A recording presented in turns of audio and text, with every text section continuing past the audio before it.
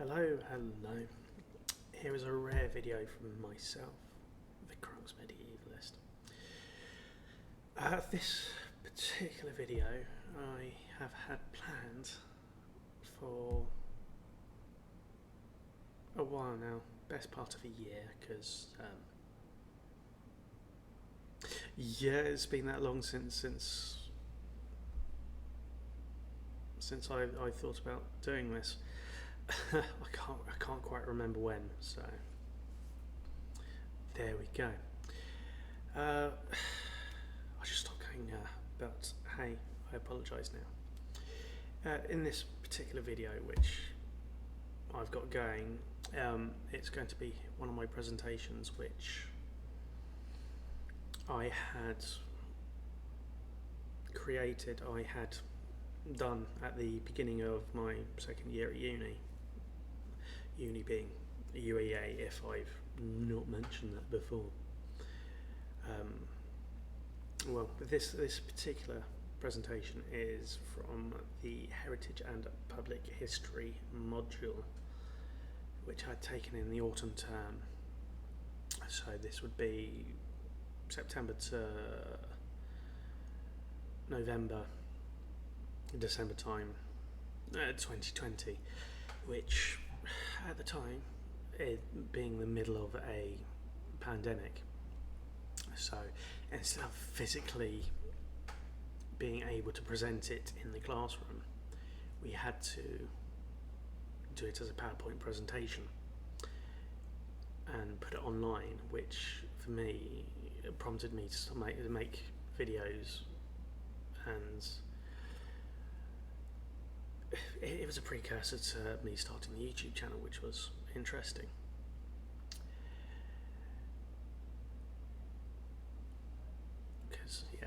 And also part of the reasoning for doing the online stuff is because we still are because I'm recording this in 2021, August 21. So we're still in a pandemic, even though we haven't got the lockdown restrictions that we had. It's still there, which is a pain, but we can always get around it. As long as we're double jabbed and everything else. Yeah, but I'm not waffling on about that. I've got a presentation to put together and a video to do, which is what we're doing here. So, but with this particular piece of work that we were challenged with was something not just to be creative, but we had to come up with an idea for heritage and public history in itself, mostly for the heritage sector, because like everywhere, it has had so many challenges to keep up with the world technologically, and to keep safe from a massive plague, if I can call that. With the projects itself, we were given a few ideas on how to address the challenge, which would involve the ideas included an event on online events, an exhibition, or a community project, which this was on the list that we were given. So yeah, that was to help get us going. The next part of the challenge was to actually present my idea in 5 minutes. Yeah, that didn't happen. I actually ran over. So I'll be running over on this one because this isn't going to be a 5-minute video. So I'm already waffling.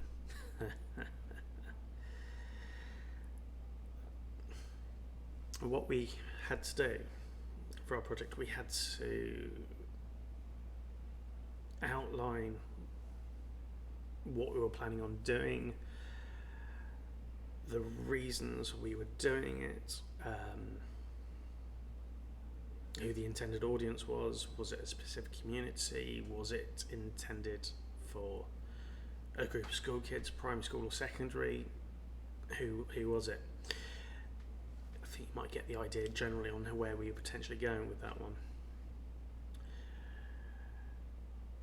There was also, we've got bits that we also had to present, which specifics of the project, well, what were the specifics of the project, or the specifics of the idea, the plan that we were thinking of doing, which were included, and it's also part of the conclusion as well, which is all there. So yeah, it's all good. What I haven't quite mentioned yet is what my presentation was on. So this is for me, this is the fun bit. The presentation I chose was on a re-enactment event, which was my potential idea if we had to actually plan it. So naturally, a very good choice for me. So the idea, the title and the idea was everyday life in a 15th century household encampment. How to present a reenactment event in a pandemic. So that's that. Yeah, perfect, because I'm a 15th century War of the Roses reenactor. I'm part of the Oxford household. What can actually go wrong? This is brilliant. So really easy. I say really easy. It wasn't. So naturally, that's what we're going to do. What was also quite fantastic is the presentation was not just for me or my tutors, it was for everybody who were also taking the same module. So they can then watch it and go, actually, I like that idea. Here, have some peer review, have some feedback, and of course I'll be sharing this towards the end of this video. It was actually really, really, really good, positive feedback, so definitely worth it. So here we go. This is actually some proper university-based work from me that I've presented. So I'm going to stop waffling and get this presentation and everything else on. So here we go.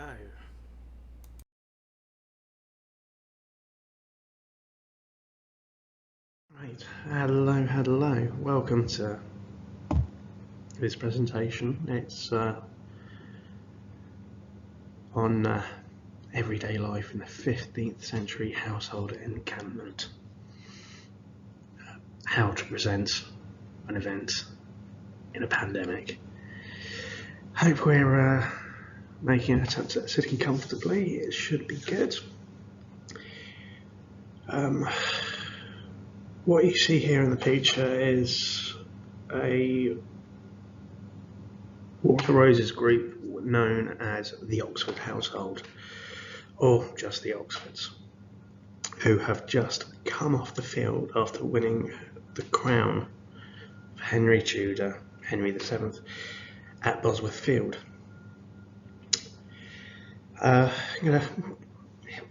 Which leads me on to setting you a slight challenge. If you haven't done so already, the challenge is spot the UEA student, me. Don't say it yet, but let me know when you have found me. What we intend to do is briefly explore over what we will try and present. Is it going to be a full battle? Is it just going to be a skirmish? Or what we're going to do when we're not taking on the Yorkist army? We'll also cover the intended audience and so we can tailor and show you how things are done. We'll also might go through a number of specifics, so, especially over with current guidelines. The inspiration for doing this event is the fact that reenactors, we get bored. We like to do things. Admittedly, most of the time it's bashing somebody else with a pointed stick, but that's something else. It's also down to keeping everything fresh, everything well practiced, because it's a form of experimental archaeology, because we're finding out new things all the time. And with the stuff that we're finding out, we've got to make sure we have a visual guide and show and tell and do other wonderful things, as well as keep it interactive. As mentioned in a previous slide, the type of event could vary. This would depend on where the event is, because as I've mentioned in the first slides, we were at Bosworth Field. We could also be at a museum or a castle. For instance, there's Bolsover Castle in Derby, who do jousts and other amazing things like that. So not just a battle. So it depends on where we are, but also because of the current guidance, it's a matter of groups of 6 are going to be tested, all the governmental guidelines because of the current plague pandemic. Got to keep safe. What we have here is picture here. It shows you the crowds at Tewkesbury Medieval Festival in 2019. This is an intended audience for the event, so it's the general public, but it can vary. This, again, depending on the type of event, it could be for a school, anybody who's interested, or anybody who is at a museum or a heritage property. So the intended audience can vary. So it's all good stuff. When it comes to the specifics of the event that we put on show, the main thing is, well, what we've got to portray in camp life is what we portray in our main campsites, what different types of tents are being used, what trades.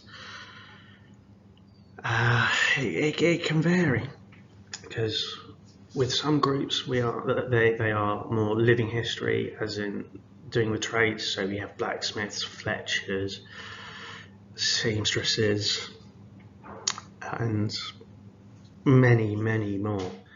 In some aspects, especially with the Oxfords, we're a fighting household, so it'll be a matter of, here's our armour, this is how we put it on, and this is what this particular bit does.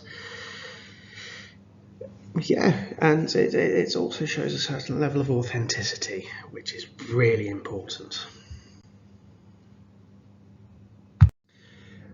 Right, so here we are at the end.